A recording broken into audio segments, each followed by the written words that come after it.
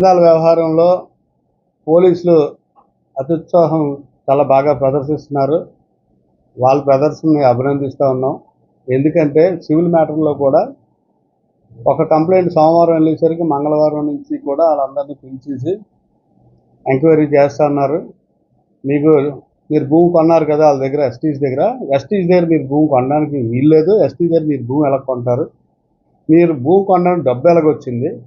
మీకు వచ్చిన డబ్బు మీరు తర్వాత ఏం చేశారు? ఆ డబ్బు ఎవరికి ఇచ్చారు అని ప్రశ్నలు అడుగుతూ ఉన్నారట.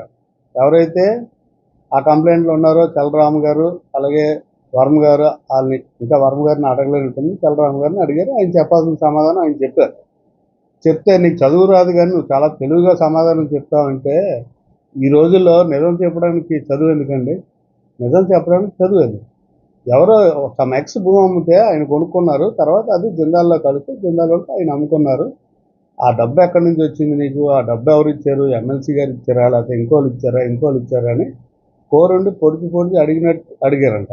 అతను చెప్తా ఉన్నారు. అతను నా డబ్బు ఇక నేను ఇది అమ్ముకున్నాను, ఈ సైట్ అమ్ముకున్నాను, లేకపోతే నాకు ఈ డబ్బు ఉంది, ఈ వ్యాపారం చేస్తున్నాను అని చెప్తే ఆ వచ్చిన డబ్బు ఏం చేశారు?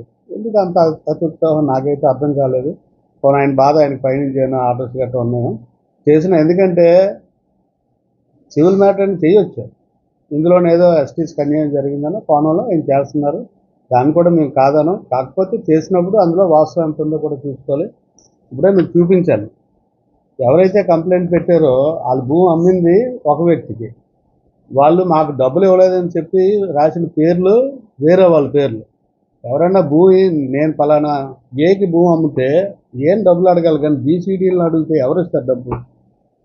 మరి ఈరోజు డబ్బు తీసుకున్నారో లేదో అందరికీ కూడా తెలుసు, స్థానికంగా అందరికీ తెలుసు డబ్బు తీసుకున్నారో లేదో అని. రెండోది, సబ్ రిజిస్టర్ ఆఫీసులోని డబ్బు ఇవ్వకుండా ఎవరైనా సంతకం పెడతారా? ఎంత తెలివైన వాళ్ళని, చదువు వచ్చినా చదువు రాకపోయినా. ఎందుకంటే ఈరోజు వ్యవహారం అందరికీ చూస్తున్నాం. 100కి 50 మంది, 60 మంది, 70 మంది ఏలుముద్రలతో ఈరోజు రిజిస్ట్రేషన్లు చేసుకునే పరిస్థితి, చాలామంది చదువు రాక.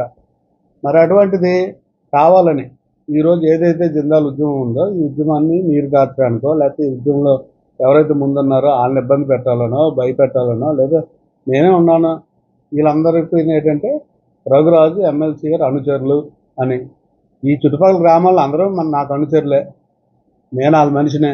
మీ అందరూ కలిసి రాజకీయాల్లో ముందుకు నడుస్తూ ఉన్నాం. ఎవరెవరికి అనుచరులు కాదు, అందరూ సమానమే. మీ అందరం కూడా ఇటువంటి కేసులకు కానీ లేకపోతే ఇటువంటి బెదిరింపులకు కానీ భయపడిపోయి ఉద్యమం ఒక్క అడుగు అంగుళం కూడా వెనక్కి వెళ్ళదు. అంగుళం కూడా ఉద్యమం వెనక్కి వెళ్ళదు, ఖచ్చితంగా ముందుకే వెళ్తుంది. ఇంకా రాబోయే రోజుల్లోనే రైతులకి న్యాయం జరగకపోతే మరికొంచెం ముందుకు వెళ్తుంది ఉద్యమం. చెప్తున్నా, రిక్వెస్ట్ చేస్తున్నా ప్రభుత్వాన్ని, దీన్ని ఇక్కడితోటైనా కానీ రైతులకు న్యాయం చేయండి, అభివృద్ధి బాటలోకి వెళ్దాం. మేము చెప్తా ఉన్నాం, మేము కూడా చెప్పడం. We're not demanding, we're requesting also.